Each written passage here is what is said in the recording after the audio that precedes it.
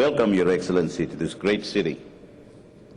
If you can ignore the oak trees and the mockingbirds, you could easily mistake this for Sri Lanka.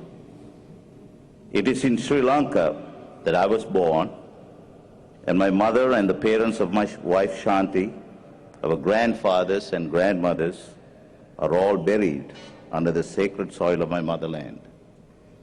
I grew up, Your Excellency, in Jaffna and moved to Colombo when I was only 10 years old. My wife is from Badulla and grew up in Diatalava, where her dad was a well-respected captain in the army. I have smelt the sweetness of margosa trees in Jaffna and tasted the red jambu fruits that left red stains on my white shirts as I walked to school in Colombo. I know the lure of jackfruits ripening on the trees as the crows begin to break them open. I have seen the bright-colored pandals during Vesak and shamelessly ate food at the dansalas meant for the poor. And I have heard the chanting in the corvils and inhaled the smells of jasmines and the joss sticks. I've heard the bells of All Saints Church as I assisted Father Hera during Mass. But since I left Sri Lanka in 1975, there has been such pain, such sorrow, and such agony. The mighty Mahabeli Ganga that usually brings its sacred waters to the paddy fields spat out blood, both the Sinhalese and the Tamil. From up here in the United States, I have watched the land of my forefathers descend from paradise deep into hell. No one can say with certainty who is to blame, but the time for blaming is long gone. Your Excellency, you're probably descended from Dutugemunu, and my people from Elara.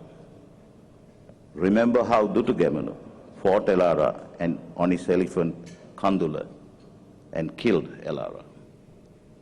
Dutugemunu, of course, is still remembered for uniting Sri Lanka for the first time. But he's also remembered for something else.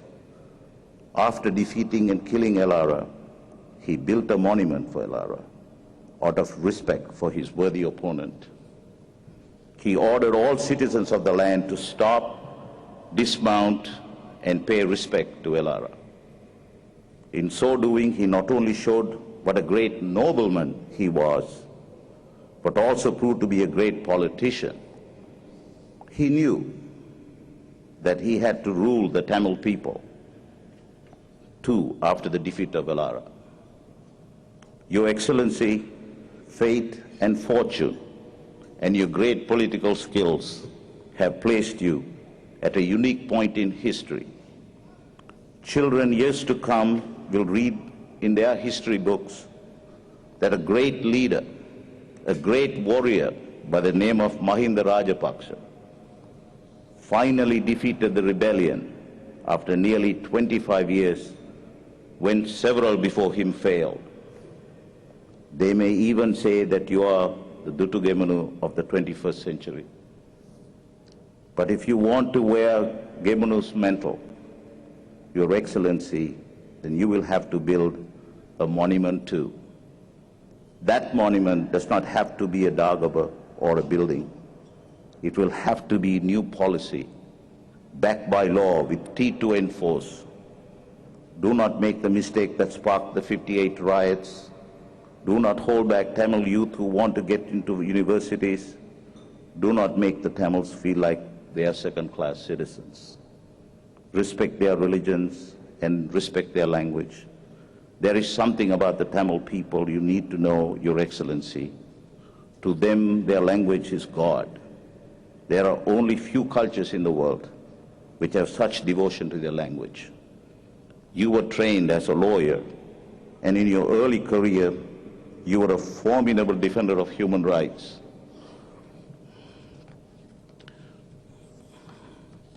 Now you have the popularity, you have the power of a hero, like Julius Caesar returning to Rome from his conquests.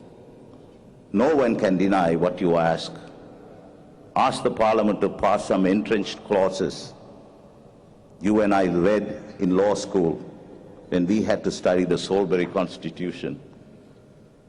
If you need my help, I will give it free, like many in this audience would.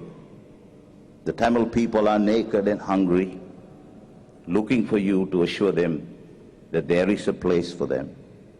Make sure they have one. You killed one Prabhakaran, but do not let another grow. You cannot prevent another one with swords and guns. You can only do that with your heart and wisdom.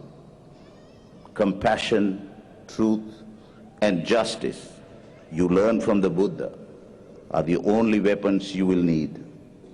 According to Dhammapada, Buddha said that hatred does not cease by hatred at any time. Hatred ceases by love. This is an old rule. That's what the Buddha said. Your Excellency, as you leave this fair city and return to Sri Lanka, promise me that the 10-year-old boy walking to school tomorrow in his white shirt will have no other red stain than from the jambu fruit. The morning crow will not open anything other than the jackfruit. That there will be nothing else hanging from the margosa tree than the fruits I smelt. Your Excellency, return us to paradise. Return us to paradise. Thank you.